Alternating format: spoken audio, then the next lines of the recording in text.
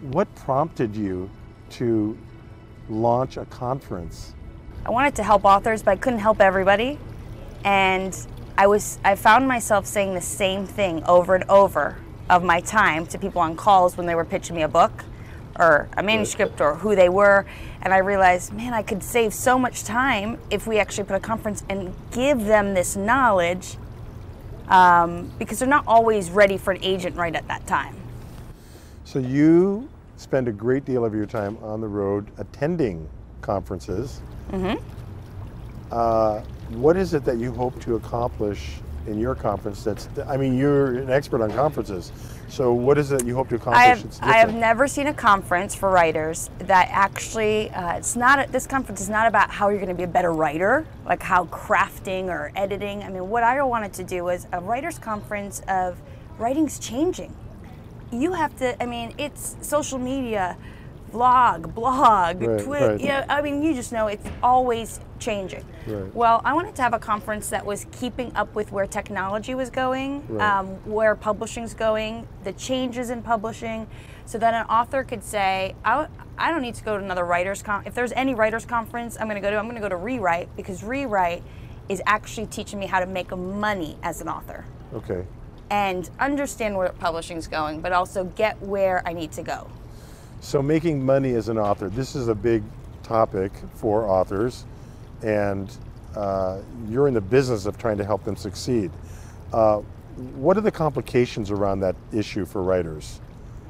It's getting harder. Well, for some people, the old way, it's harder and harder to make money as an author if you're not keeping up with technology. Because? Because technology is how you're getting your books out there. It's not, the days are over where you can get a book deal on an idea on a napkin that you hand your publisher. Right. That doesn't happen anymore. Right. Book deals today you're getting a book deal, Jim, because you have 1 million Twitter followers. Right. Or you have a blog that has 100,000 people come to it every month. So are you saying that authors that don't have that, not necessarily that level, but any kind of social presence, it's going to be much more difficult for them to get a deal? Mm-hmm. Okay. And I hate saying that because there's always that one lucky, the diamond in the rough that comes out. Of course. And those are the people, the exception to the rule. But most of us are having to build. So now it's not enough to just write a book, or you actually have to create a tribe or a group of people, and even if you're not traveling and speaking, you've got to be communicating with that group of people. Yes, and it's not enough to just have a great idea. I remember days where like, this is such a great idea, right? You're gonna sell this, and people are just gonna buy it because it's a great idea. Right. Well, now are the days where you have to figure out how are you going to use your social media platform or whatever your platform is to actually get the book out, that people know about it. And so how do you go about selecting, who you're going to work with? I look at platform a lot. It's very important. So I look at ideas. I love great writers. I love working with great writers. I like working with people different, that are doing something different, that actually are not just looking at one book. So if I have an author that says, this is my only book idea, one book, I'm probably not the right agent, because I'm really looking, I need to make money, and I only make money when you make money. Right. So I'm looking at an author 5 years down, 10 years down, because that's where you're really going to see the money. Right. You don't ever make money as an agent the first year, really. Yeah. You're spending a lot more time for the investment of 3, 4, 5 years down the road. What work were you doing before you got involved in being an agent? What's your background in the whole publishing and writing? I worked for a guy named Dave Ramsey. He's a financial talk show guy, wrote Financial Peace. I worked in publishing for him, and at that time, this was back in early 2000s, like 2000, 2001, 2002, 2003,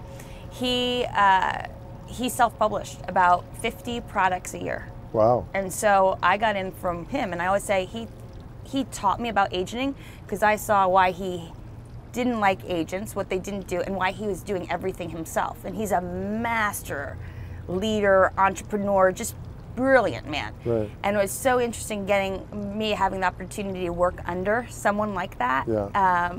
He actually showed me, he had a book called Total Money Makeover. Yep. I walked through that whole process from the beginning till it was released. Right. And then that's what made me want to be an agent. And then how did you break into the business? Who did you first pick up and work with? So I wanted to be an agent. I just loved it so much, and I said I can do this because I'm a good salesperson, right? So I said, oh, I could sell, right? And to be an agent, there's a couple different types of agents. There's some agents that are really literary, right? Like they care about the work, right? Right. I look at what's the vision, what's the future for the product, and I sell that to a publisher. So I knew I was a good salesperson, and I just thought, heck, I was 25 years old. I said, I'm leaving Dave Ramsey's and I'm going to become an agent. And so then I remember the days of trying to help find an author. Please, somebody, you need an agent. I'm over here, right? I really want to represent you. But my first author was an author named Denise Hildreth. She was fiction, which is interesting because I don't do a lot of fiction. Okay. I do way more nonfiction. Right. I do some fiction, but definitely more nonfiction. Right. And she was with William Morris. Okay. And William Morris couldn't get her a deal. She was with them for 2-3 years, just couldn't get a deal. And I was friends with her. She was a good friend. I said, give me a chance, can I? And she's like, okay, right? And within 30 days from me starting, she gets a 4-book deal with Thomas Nelson. Wow. Which is a huge publisher. Wow, totally, yes. And she was a first-time author. So that's actually the hardest author. So you have an author that's first time, didn't have pretty much no platform, but she's a great writer. Right. And I'm like, if I could do it for someone that hard, then maybe if I actually have somebody that has a platform or some followers, maybe at that point it'd be easier to get a deal. For the people that are missing Rewrite this year, why should they come next year? You need to come to Rewrite. If you're not here this year, and even if you are, you have to come every year so that you can network. Okay. The tagline for Rewrite is